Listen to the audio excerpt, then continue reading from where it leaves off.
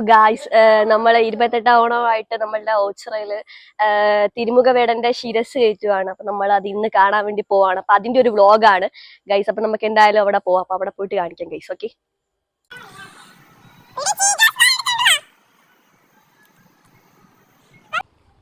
അപ്പൊ നമ്മൾ അങ്ങോട്ട് പോവാണ് ഗായ്സ്. അവിടെ പോയിട്ട് എന്തായാലും കാണിക്കാം. ഓക്കെ, ഫുൾ കട്ടറാണ് ഗൈസ്. കട്ടറുള്ള റോഡിൽ കൂടെയാണ് പോകുന്നത്. നമ്മളവിടെ ചെല്ലുമ്പോഴത്തേക്കും തിരുമുഖവേടന്റെ ശിരസ് വെക്കുന്നതേ ഉള്ളായിരുന്നു. 55 അടിയോളം ഉയരത്തിൽ ശില്പി ശ്രീ ചുനക്കര KR രാജൻ രൂപകൽപ്പന ചെയ്യുന്ന നന്ദികേശനാണ് തിരുമുഖവേടൻ. അപ്പം തിരുമുഖവേടന്റെ ശിരസിന്റെ പ്രത്യേകതകൾ പറയാട്ടോ ഞാൻ ഇനി. തിരുമുടി പവിത്രക്കെട്ടും പഞ്ചനാഗ പവിത്രക്കെട്ടും പ്രണവപദവും പദോന്നത പാദാധികം എന്ന കണക്കിലാണ് ശിരസുകൾ നിർമ്മിച്ചിരിക്കുന്നത്. ഓരോ ശിരസിലും കൊമ്പിൽ 2 നാഗങ്ങളും തിരുനെറ്റിയിൽ 3 നാഗങ്ങളും ബലിഷ്ഠമായ കവലിച്ച കൊമ്പുകളും ചെമ്മാന നിറം പൂണ്ട കണ്ണുകളും കുറുകിയ ചെവികളും രൗദ്രഭാവവും ഇവയാണ് തിരുമുഖവേടൻ എന്ന നന്ദികേശന്റെ പ്രത്യേകതകൾ.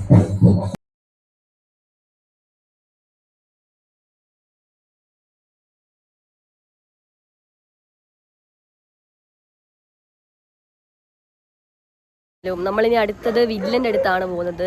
വില്ലൻ എന്ന് പറയുമ്പം വൈനകത്തെ കളർ എടുത്ത്, അപ്പം നമ്മൾ അവിടെയും പോകുന്നുണ്ട്. അവിടെയും പോയിട്ട് ഞാൻ അവിടെ ശിരസ് കൊണ്ടുവരുവാണ്. ശിരസ് വയ്ക്കുമല്ല, കൊണ്ടുവരുവാണ്. അപ്പോൾ അതെന്തായാലും ഞാനിതിനകത്ത് ഇൻക്ലൂഡ് ആക്കും.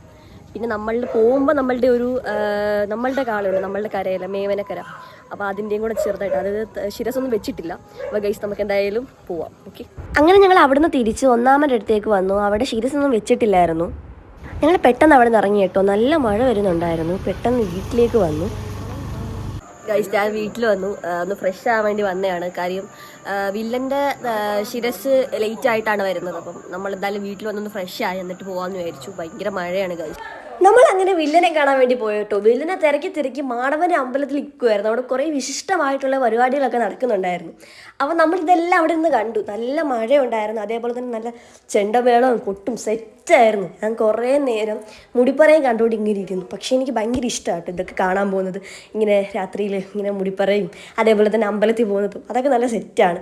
അങ്ങനെ ഞാൻ നമ്മളുടെ വില്ലൻ്റെ ശിരസ് ഇങ്ങനെ കണ്ടു. അങ്ങനെ മഴയായതുകൊണ്ട് തന്നെ പെട്ടെന്ന് മഴ പെയ്യാൻ തുടങ്ങിയില്ല. പെട്ടെന്ന് അവിടെ നിന്ന് ഇറങ്ങി എന്നിട്ട് വീട്ടിലോട്ട് പോകാൻ വേണ്ടിയിട്ട് പോവാണ്. വരുന്ന വഴിക്ക് ഭയങ്കരമായിട്ട് മഴയായിരുന്നു, മൊത്തത്തിൽ നനഞ്ഞു. അപ്പോൾ ഗായ്സ്, എൻ്റെ വ്ളോഗ് വൈൻഡപ്പ് ചെയ്യാൻ പോവാണ്. എല്ലാവരും ഇഷ്ടപ്പെടുവാണെങ്കിൽ സപ്പോർട്ട് ചെയ്യുക. അപ്പോൾ അടുത്ത വ്ളോഗ് വീട്ടിൽ കാണാം. ടാറ്റാ.